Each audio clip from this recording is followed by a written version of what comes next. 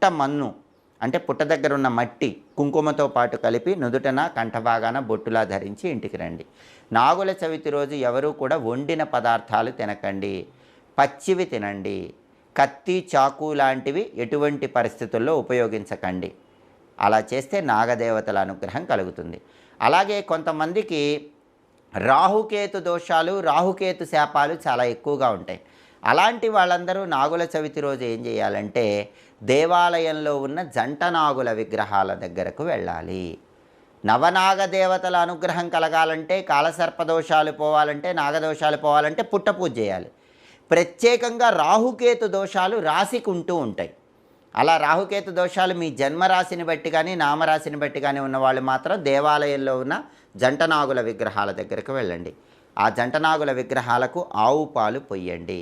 ఆ తర్వాత నీళ్లతో కడగండి. జంటనాగుల విగ్రహాల మీద పసుపు కుంకుమ